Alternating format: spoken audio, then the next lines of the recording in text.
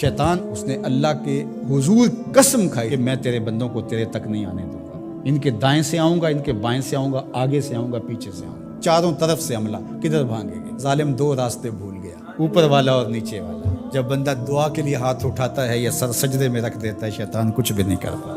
اس نے خود اللہ کے سامنے قسم کی ہے، مجھے تیری عزت کی قسم، ان بندوں کو تیرے تک نہیں آنے دوں گا، چاروں طرفیں گھیر لوں گا۔ تو اس کے بڑے مکر و فریب اور بڑے طریقے۔ مطاف کے اندر کنکروں پر پیشانی رکھ کے ایک بندہ زاروں کے طرح رو رہا ہے اور کیا کہتا ہے، اے اللہ مجھے معاف کر دے، ورنہ قیامت کے دن مجھے نابینا اٹھانا، تیرا کیا تیرے بندوں کا سامنا بھی نہیں کر پاؤں گا۔ اتنے درد سے روتا ہے کہ چلنے والوں کے قدم رکتے ہیں۔ سر پہ کپڑا ڈالا ہے، زاروں کے طرح سسکیاں لے لے کے، ہچکیاں لے لے کے روتا ہے۔ کوئی اس کے پاس کھڑا ہو گیا، اس کی کمر پہ ہاتھ پھیر کے کہتا ہے، حوصلہ رکھ، اللہ بڑا کریم ہے، اللہ معاف کر دے گا۔ خیر جب وہ شخص رو رو کے آہوزاری کر کے اپنے رب کے حضور یہ تمنائیں کر کے اٹھ کے جانے لگا، تو اس شخص کو شوق تھا کہ میں دیکھوں یہ ہے کون۔ اتنا خوف خدا، اتنا ڈر رہا ہے، پتہ نہیں کون ہے، کیا گناہ کر بیٹھا ہے۔ لیکن جب اس صاحب نے سر اٹھایا تو اس کی چیخ نکل گئی، فائزہ ہوا شیخ عبد القادر جیلانی۔ تو یہ زاروں کے تار رونے والا شیخ عبد القادر جیلانی تھا۔ ساری زندگی خدمت خلق میں بسر ہوئی، اللہ کے حکام بجا لاتے ہوئے، لیکن خوف خدا، خشیت الہی کا عالم ہے۔ حضرت جنید بغدادی کے پیر ہیں حضرت سری سکتی رضی اللہ تعالیٰ عنہ، رشتے میں ماموں بھی لگتے ہیں۔ تو حضرت جنید بغدادی کو حضرت سری سکتی رضی اللہ تعالیٰ عنہ نے ایک دن وصیت کی۔ حضرت جنید کہتے ہیں میرے پاؤں تلے سے زمین سرکنے لگی، فرمانے لگے بیٹا جب میں مر جاؤں تو میری قبر بغداد سے باہر بنانا۔ میں نے پوچھا حضرت کیوں؟ لوگ تو بغداد میں دفن ہونے کو ترستے ہیں۔ کہا میری بدعمالیوں کی وجہ سے بغداد کی مٹی میری لاش قبول کرنے سے انکار نہ کر دے۔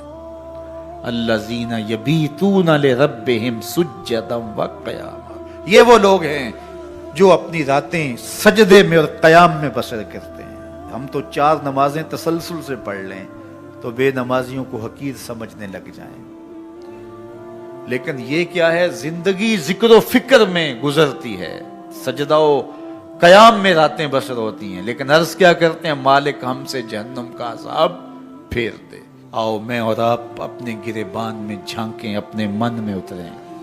اللہ نے ہمیں کتنی نعمتیں عطا کی ہیں، کیا کچھ نہیں عطا کیا۔ ہماری راتیں کیا قیام اور سجدوں میں بسر ہوتی ہیں۔ ہماری 5 نمازیں بھی پوری ہیں، اگر ہماری 5 نمازیں بھی پوری نہیں اور سجدہ و قیام بھی ہمیں نصیب نہیں ہے تو پھر افسوس ہے ہمارے جینے پر۔ جب کسی سے پیار پیدا ہوتا ہے تو پھر یہ آرزو مچلتی ہے کہ میں اس کے ہونٹوں سے سنوں کہ میں تم سے پیار کرتا ہوں۔ تو بندہ ہو کے پیار رب سے کرتا ہے تو پھر دل میں آرزو تو مچلتی ہے کہ کانوں میں کوئی نغمے رس گولے اور کوئی مجھے کہے کہ تم پیار کرتے ہو تو وہ بھی تم سے پیار کرتا ہے، تو زندگی کی ساری تھکن اتر جائے۔ تو کہا کہ یہ سننا چاہتے ہو نا، یہ آرزو ہے نا تمہاری، تمہارے رت جگے، تمہاری راتوں کی تنہائیوں میں سجدے، تمہارا دن رات رکوع قیام اور تمہارا اس کے حضور پیچ و تاب اور اضطراب، اور زندگی کا یہ سارا تمہارا لف و نشر اس کی ذات کی رضا کے لیے ہے نا۔ تم چاہتے ہو کہ ہمارا رب ہم سے راضی ہو جائے، کبھی کعبے کے چکر کاٹ رہے ہو، کبھی پتھروں کو چوم رہے ہو، حجر اسود کو چوم رہے ہو، کبھی ملتزم پہ لپٹ لپٹ کے آہوزاریاں کرتے ہو، کبھی مطاف میں پیشانی رگڑتے ہو اور کبھی حتیم میں روتے ہو۔ تم اسی تڑپ میں ہو نا، یہی بتانا چاہتے ہو نا کہ ہم تجھ سے پیار کرتے ہیں، یہی بتانا چاہتے ہو نا کہ ہم تجھ سے محبت کرتے ہیں۔ کبھی سحری کے وقت مصلی بچھاتے ہو، تمہارے آنسو مصلی میں جذب ہوتے ہیں اور مصلی بھیگ جاتا تمہارے آنسوؤں سے، کوئی دیکھ نہیں رہا ہوتا، لیکن تمہارے دل سے یہ ہوک اٹھتی ہے جس کے لیے یہ آنسو جذب ہو رہے ہیں وہ تو دیکھ رہے نا، تمہیں یقین ہوتا ہے، لیکن محبت میں عجب تکرار کی خو ہے، کہو نا کہ مجھے تم سے محبت ہے۔ تو پھر یہ خو جو طبع کے اندر ہے، بندہ سننا چاہتا ہے، وہ بے تابیاں اسے تنگ کرنے لگ جاتی ہیں، اس کے اندر اداسیاں پیدا ہوتی ہیں کہ یار میں تو اس سے پیار کرتا ہوں، میں تو اس سے محبت کرتا ہوں، وہ بھی کرتا ہوگا، یہ تو یقیناً اس نے مجھے توفیق سجدہ نصیب ہی تب کی ہے، لیکن میں بھی تو سننا چاہتا ہوں کہ وہ مجھ سے پیار کرتا ہے، میرے سجدوں کا مل ڈالا اس نے، اگر میں گلی گلی کی خاک چھانی اور نگر نگر گھوم کے اس کے حرم کے چکر کاٹے اور دیوانہ وار گھوما تو وہ بھی تو کہے مجھے تیرے چکر عاشق زار نظر آ رہے ہیں اور میں تجھے پسند کرتا ہوں، تو چکر کاٹ رہا ہے، میرے حرم کا طواف کر رہا ہے، میں تیرے اوپر رحمت نچھاور کر رہا ہوں، تو سننا چاہتا ہے بندہ کہ وہ بھی کہے کہ ہاں تیری محبت قبول ہوئی، تیری محبت مراد کو پہنچی۔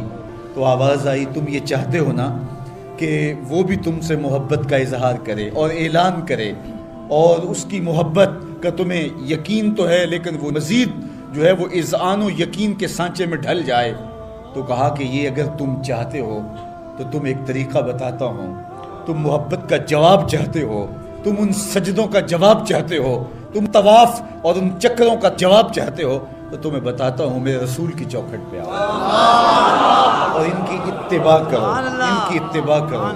تم نکلے تو محبت کرنے تھے، تم عاشق زار بنے تھے، لیکن یحببکم اللہ، وہ خدا ہو کہ تم سے محبت کرے گا۔ اچھا یہاں میں ایک اور جملہ کہنا چاہوں گا اور وہ یہ کہ یہاں ذکر کیا گیا حضور کی اتباع کا، تو اتباع سے قبل بھی محبت، اتباع کے بعد بھی محبت۔ قل ان کنتم تحبون اللہ فاتبعونی یحببکم اللہ، یعنی اتباع سے پہلے بھی محبت، اتباع کے بعد بھی محبت۔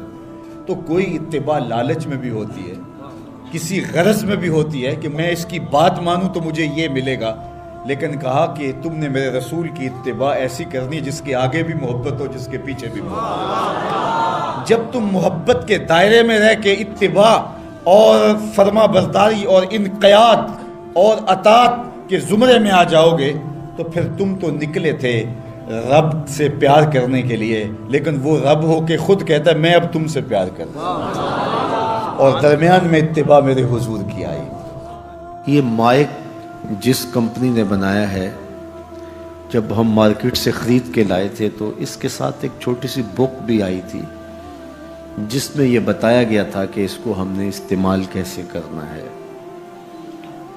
خرابی کی صورت میں اس کی اصلاح کیسے ہوگی، اور اگر اس کے مطابق ہم اس کو استعمال کریں، جس طرح کی بیٹری اس کے اندر آنی چاہیے تو وہ ڈالیں گے تو دیر تک اس کے فوائد اور ثمرات حاصل کرتے رہیں گے۔ لیکن اگر ہم اس کتاب کو جو اس کے ساتھ ہمیں ملی تھی، جس کمپنی نے اسے بنایا ہے، تو اس کا طریقہ استعمال ساتھ بتایا ہے، اس کتاب کو پھاڑ کے پھینک دیں گے یا اس کو لپیٹ کے کہیں اونچی جگہ پہ رکھ دیں گے اور اس کو اپنی مرضی سے چلانا چاہیں گے تو پھر اپنی مرضی سے ہم اس سے فائدہ حاصل نہیں کر پائیں گے۔ تھوڑا وقت فائدہ حاصل ہوگا لیکن نتیجہ کچھ بھی نہیں ہوگا۔ تو جو کمپنی کوئی چیز تیار کرتی ہے تو اس کا طریقہ استعمال بھی ساتھ چھوٹی سی بک کی صورت کے اندر آپ کو دیتی ہے۔ تو جس مالک نے حضرت انسان کو بنایا ہے اس نے ساتھ کتاب اللہ کو بھی بھیجا ہے، تو اس کو پڑھتے جاؤ اور اپنی زندگی کو سنوارتے جاؤ، اس کے مطابق زندگی گزاریں گے تو زندگی سوکھی ہوگی، اور اگر زندگی اپنی خواہش پہ گزاریں گے اور غلاف میں لپیٹ کے قرآن مجید کو اوپر رکھ دیں گے اور وہاں سے دیکھ کر کے اس کو آپریٹ نہیں کریں گے اس جسم کو، تو پھر نتیجہ وہی ہوگا جو عمومی طور پہ متوقع ہے۔ تو اس لیے التمسک بکتاب اللہ، اللہ کے بتائے ہوئے طریقہ حیات کے مطابق زندگی گزارنا ہو تو قرآن مجید کے بغیر ایک قدم بھی نہیں چلا جا سکتا۔ گر تو می خواہی مسلمان زیستن، نیست ممکن جز با قرآن زیستن، اگر تو مسلمان بن کے جینا چاہتا ہے تو قرآن مجید کے بغیر ایک قدم بھی نہیں چل سکتا۔ تو اس کتاب کے ساتھ تمسک اختیار کرنے کی تلقین کی۔ اللہ کے محبوب نے ارشاد فرمایا کہ میں تمہارے اندر دو بھاری چیزیں چھوڑ کے جا رہا ہوں، ان کو مضبوطی سے تھام لوگے تو کبھی گمراہ نہیں ہوگے۔ اولہما کتاب اللہ، ان میں سے پہلی چیز اللہ کی کتاب ہے، فیہ الہدی والنور فخذوا بکتاب اللہ واستمسکوا بہ، اس میں ہدایت ہے، روشنی ہے، اس کو مضبوطی سے پکڑ لو، اچھی طرح سے تھام لو، تم گمراہ نہیں ہوگے۔ یار جو شخص نابینا ہے اسے کیا پتا کہ یہ پھولوں کی بہاریں کیا ہوتی، جو پیدائشی نابینا ہے اسے کیا پتا ہے کہ آسمان پر بزم کواکب کے رنگ کیا ہیں، اسے تتلی کے پروں میں قدرت کی سنائی کا کیا اندازہ ہو سکتا ہے، اسے مور کے پروں میں رنگوں کی مینا کاری کا کیا اندازہ ہو سکتا ہے، اسے پھوٹتے جھرنوں، بہتی ندیوں اور کوسے قضا کی رنگینی اور دھنک کی شوخیوں کا لطف کیسے نصیب ہو سکتا ہے، اس کو کیا پتا حسن کیا ہوتا ہے، اس کو کیا پتا جمال کیا ہوتا ہے۔ اسی طرح جس کے دل کی آنکھ اندھی ہے اسے کیا پتا ہے کہ جمال خدا کیا ہوتا ہے، اسے کیا پتا ہے کہ سجدے کی لذت کیا ہوتی ہے، اسے کیا پتا ہے رکوع اور قیام کا مزہ کیا ہوتا ہے، اسے کیا پتا ہے کہ روزے کا سرور کیا ہوتا ہے۔ تو اگر ہم اپنے دل کے میل اتاریں گے تو دل کی آنکھیں کھلیں گی تو پھر زندگی کا لطف آنا شروع ہوگا، پھر پتہ چلے گا اسلام کیا ہے، پھر پتہ چلے گا دین کیا ہے۔ اللہ اکبر۔ اسی لیے قرآن نے کہا من کان فی ہذہ اعمی فہو فی الآخرۃ اعمی واضل سبیلا، جو دنیا میں اندھا رہا کل قیامت کے دن بھی نابینا اٹھائے گا۔ اس سے ان آنکھوں کی بے نوری مراد نہیں ہے، دل کی بے نوری مراد ہے۔ اقبال نے کہا تھا دل بینا بھی کر طلب خدا سے، کہ آنکھ کا نور دل کا نور نہیں، آنکھ کا نور اور ہے، دل کا نور اور ہے۔ تو جس طرح آنکھ بے نور ہو جائے، آنکھ پر دھند، جالا، ککرے اور سفید اور کالا موتیا اتر آئے، تو ہم سب کچھ بیچ کر کے بھی آنکھوں کا نور خریدنے کی کوشش کرتے ہیں۔ تو یار کبھی اجڑے ہوئے دل کا بھی تو علاج کرواؤ۔ علاج تمہارے گھر میں پڑا ہے، راتوں کی تنہائیوں میں اٹھ کے قرآن پڑھو اور ساتھ رویا کرو، دیکھنا دل کے میل اترنا شروع ہو جائیں گے، اور دل کے پردے سے وہ غلاستیں جب اتریں گی تو پھر پتہ چلے گا کہ دل جمال یار کیسے دیکھتا ہے، دل کی دنیا کیا ہے۔ وچے بھیڑے وچے جھیڑے وچے ونج مہانے ہو، 14 طبق دلے دے اندر تمبو وانگو تانے ہو، پھر پتہ چلے گا یہ دل دنیا کیا ہے۔ پھر اس کی تڑپ، اس کی بے چینی، اس کا اضطراب زندگی کا حاصل بن جائے گا۔ پھر زندگی کی بے چینیاں، دل کی بے چینی اور دل کا محبوب کی یاد میں تڑپنا تمہیں سرور دے گا۔ پھر تم ایک ایک عضو میں دل مانگو گے، وہ مزہ دیا تڑپ نے میری آرزو ہے یا رب، وہ مزہ دیا تڑپ نے میری آرزو ہے یا رب، میرے دونوں پہلوؤں میں دل بے قرار ہوتا۔ پھر سمجھ آئے گی کہ یہ دل کتنی قیمتی شے ہے۔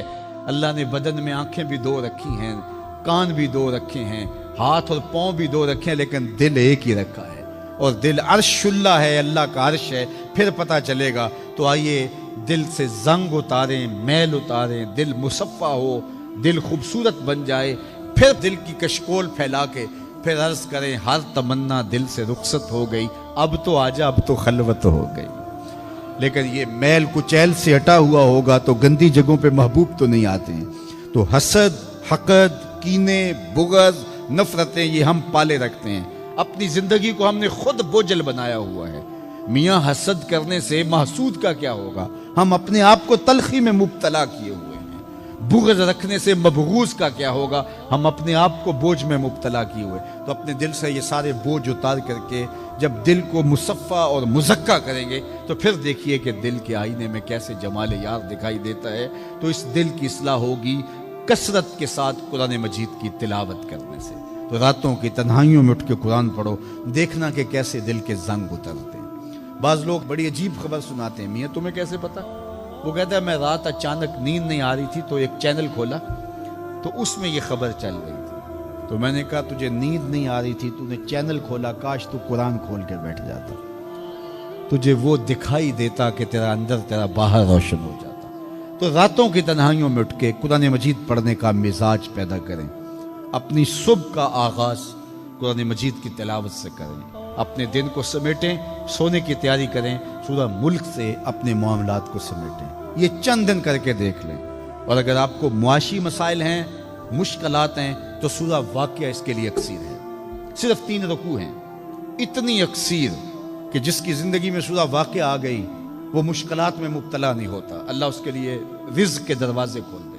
مدینے کی گلی سے میرے حضور کا گزر ہوا، ایک ایسا مکان بن رہا تھا جس طرز کے مکان کو حضور پسند نہیں کرتے، تو پوچھا یہ کس کا مکان ہے؟ کہا فلاں انصاری کا۔ حضور گزر گئے، کسی نے اس کو جا کے بتایا حضور تیری گلی سے گزرے تھے، تیرے مکان کو دیکھا، شاید حضور کو پسند نہیں آیا۔ چہرہ بتا رہا تھا حضور کا کہ تیرا مکان اچھا نہیں لگا۔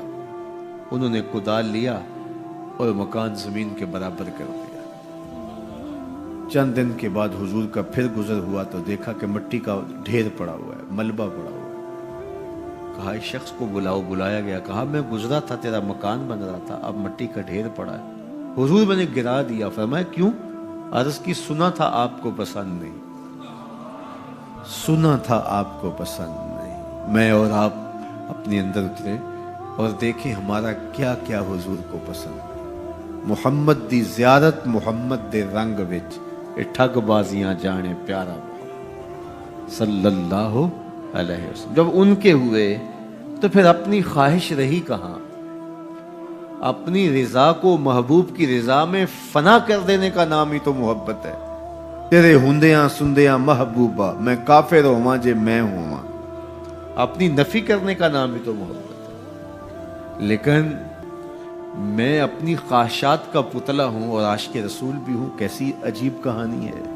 میں اپنی آرزوؤں کا بندہ بھی ہوں اور عاشق رسول ہوں، کیسی عجیب کہانی ہے۔ جب ان کے ہو گئے پھر اپنا کچھ نہ رہا۔ محبوب کی رضا میں اپنے آپ کو گم کرنے کا نام محبت ہے۔ جب ان کے ہوئے تو پھر زندگی کا جمال، زندگی کا نور نصیب ہوا، زندگی کی حقیقتیں ہاتھ آ گئی۔ میں عاشق رسول کہلاتا ہوں، حج اور عمرے بھی کرتا ہوں۔ میں 1.25 لاکھ مرتبہ جو ہے وہ ہر ہفتے میں درود بھی پڑھتا ہوں۔ میں محفل میلاد کرواتا ہوں، پوری دنیا کے نعت خواں جمع کرتا ہوں، لیکن حضور کی سنت چہرے پہ سجانے کی توفیق نہیں ہے۔ مجھے حضور علیہ الصلوۃ والسلام کے بتائے ہوئے طریقے کو اختیار کرنے کی ضرورت نہیں ہے۔ صاحب سوچیں کہیں آپ اپنے آپ سے دھوکہ تو نہیں کر رہے؟ ان سے تو نہیں کیا جا سکتا، ان سے دھوکہ کون کرے؟ وہ تو جانتے ہیں کون کہاں کھڑا ہے۔ میرے حضور بولے یاری لا تو پاک نبی سنگ اے پر پوری یاری، یاری لا تو پاک نبی سنگ اے پر پوری یاری، پھر درود قبول ہے تیرا لکھ نہ لو ایک بار۔ پھر نہ لاکھ مرتبہ پڑھنا، ایک بار ہی پڑھ لینا وہ بھی قبول ہے۔ اشہد بلال عند اللہ اشہد، پھر بلال کا اشہد بھی قبول ہے۔ وہ چہرہ اور چہرے کا دل نہیں دیکھتے، بندے کا دل دیکھتے ہیں۔ تو جب تم اپنے باطن کو حضور کے نام پہ لگاؤ گے تو پھر ایک ایک عمل ان کی سنت کی اتباع میں۔ یہ صوفی کی علامات ہیں۔ رنگ برنگے کپڑے پہن لینے سے صوفی نہیں بنتا، مختلف رنگوں کے پٹکے باندھ لینے سے صوفی نہیں بنتا، صاحب بھنگ گھوٹ کر پینے سے صوفی نہیں بنتا، ڈھول کی تھاپک پر ناچنے اور رقص کرنے سے صوفی نہیں بنتا، مختلف تصوف کی اصطلاحات کو یاد کر لینے سے صوفی نہیں بنتا، محمد عربی کی غلامی سے صوفی بنتا ہے، حضور کی چوکھٹ کی فقیری سے صوفی بنتا ہے۔ طائف کے بازاروں میں لوگوں نے پتھر تک مارے، نالین خون سے زخمی ہو گئے، اور ادھر سے حکم بھی آتا ہے محبوب بولو تو صحیح۔ ان پہاڑوں کو ایسے جو ہے وہ جوڑیں گے کہ یہ درمیان میں پس کے رہ جائیں گے، عذاب کے فرشتے حاضر ہو کے پیشکش کرتے ہیں، لیکن میرے حضور فرماتے ہیں نہیں، میں رحمت بن کے آیا ہوں۔ وہی رحمت للعالمین نبی فتح مکہ کے دن حکم دیتے ہیں کہ ابن خطل کو قتل کر دو، اس کی لونڈیوں کو قتل کر دو۔ یہ حضور کا گستاخ تھا، ہجو کیا کرتی تھی اس کی لونڈیاں، گا گا کے حضور کی اہانت کیا کرتی تھی۔ اس نے سوچا بچنے کی کوئی صورت نہیں ہے تو کعبۃ اللہ کے پردے کے اندر چھپ گیا۔ پوچھا گیا یہ تو کعبہ کے پردے کے اندر چھپ گیا ہے، یہاں پناہ لے لی ہے؟ کہا یہیں سے نکال کے قتل کر دو. یہ میرے نبی کا اختیار ہے. حضور چاہیں تو معاف کر دیں, حضور چاہیں تو حکم صادر کریں کہ ان پر حد جاری کر دی جائے, ان کو سزا دی جائے. اس لیے ہمارے اوپر لازم ہے کہ جس کا جرم ثابت ہو جائے اس کو قرار واقعی سزا دی جائے. ایک تو بات یہ ہوئی کہ جو عمومی طور پہ مختلف جگہوں پہ بیٹھ کے یہ چیختے ہیں کہ حضور نے تو معاف کر دیا, تو آپ معاف کیوں نہیں کرتے؟ آپ اتنے سخت کیوں ہو گئے ہیں؟ آپ حضور کے ماننے والے نہیں ہیں؟ تو میں نے کہا صاحب یہ سنت اختیار کیجئے, اپنے دشمنوں کو معاف کر دیجئے, باقی کسی کے دشمنوں کو معاف کرنے کا آپ حق تو نہیں رکھتے. میں اس معاشرے کا ایک معزز شہری ہوں, توہین عدالت کر دی کسی نے تو مجھے اختیار دو نا کہ میں معاف کر دوں. کیا تم مجھے اس بات کا اختیار دیتے ہو کہ آپ کی عدالت کی توہین ہوئی اور میں اس کو معاف کر دوں؟ آپ کہیں گے آپ تو ہمارے شعبہ کے شخص نہیں ہیں.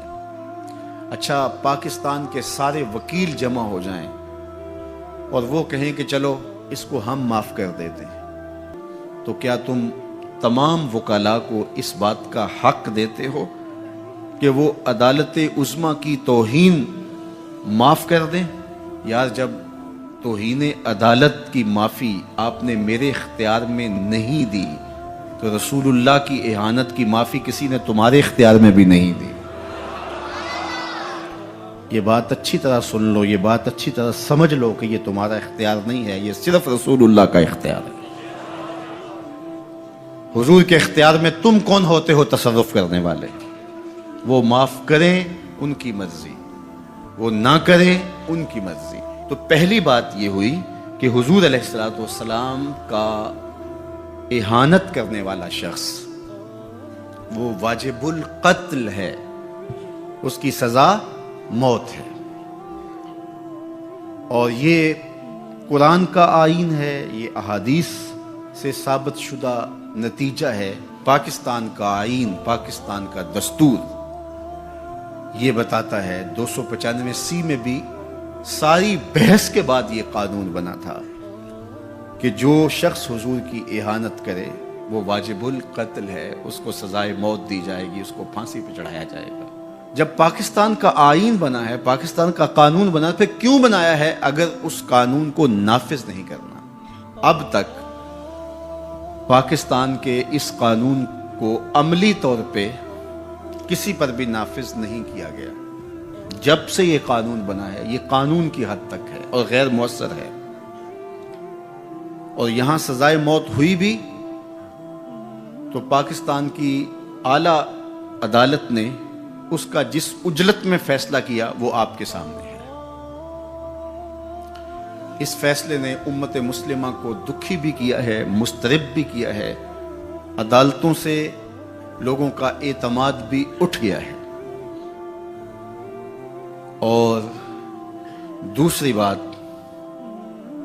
ان حالات کے اندر پاکستان کے وزیر اعظم نے جس طرح جلتی پر تیل ڈالا ہے اور جس طرح کی گفتگو کی ہے, کیا ایک وزیر اعظم کو یہ زیبا ہے؟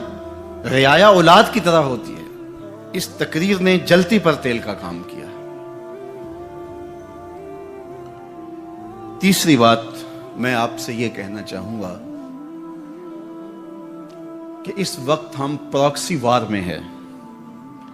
ہمارا دشمن ہمارے وجود کو برداشت نہیں کرتا. ہم ایٹمی قوت ہیں اور وہ ہمیں صفحہ ہستی سے مٹانا چاہتا ہے. پاکستان کے اندر یہ جو آئین 295C ہے, مغرب کو ایک آنکھ نہیں بھاتا اور وہ چاہتے ہیں کہ یہ قانون غیر مؤثر تو ہے ہی ہے, یہ قانون ختم بھی ہو جائے. اور ایک تیر سے وہ کئی شکار کرنا چاہتے ہیں کہ قانون بھی توڑ دیا جائے اور یہ وطن بھی توڑ دیا جائے. لیکن ہمیں سوچنا ہے حضور سے ہمارا رشتہ لازوال ہے اور یہ ملک بھی اپنا ہے. اس لیے احتجاج ہمارا جمہوری اور آئینی حق ہے، اور اس کو ہم جس انداز میں بہتر سمجھتے ہیں احتجاج ریکارڈ کروانا چاہیے۔ کسی نے بیان دے دیا، کسی نے تحریر لکھ دی، کسی نے کالم لکھا، کسی نے میڈیا پہ آ کے اپنے جذبات کا اظہار کیا، کسی نے اداروں کو پیغام دیا، کسی نے احتجاجی مظاہرہ کر کے جلوس نکال کر کے اعلان کیا، کسی نے دکان بند کر کے اس بات کا اعلان کیا کہ ہم تمہارے اس فیصلے کو قبول نہیں کرتے۔ تو یہ ہمارا آئینی جمہوری دستوری حق ہے کہ ہم اپنے جذبات کا اظہار کریں، لیکن ہمیں اس موقع پہ گہری نظر رکھنا پڑے گی کہ دشمن اس سے فائدہ حاصل نہ کرے۔ اپنے لوگوں کو مرتب اور منظم رکھا جائے۔ جذبات کے اس ماحول کے اندر بھی ہم اپنی گفتگو کو پورے غور و فکر کے ساتھ تول کے بولنے کا مزاج بنائیں، تاکہ ملک کے اندر کوئی ایسی صورتحال پیدا نہ ہو۔ اللہ میرے وطن کی حفاظت کرے اور ہم سب کو حضور علیہ الصلوۃ والسلام کے ساتھ لازوال محبتوں کا جو رشتہ ہے اس کو نبھانے کی توفیق دے، حضور کے سامنے حشر کے دن ہم شرمندہ نہ ہوں۔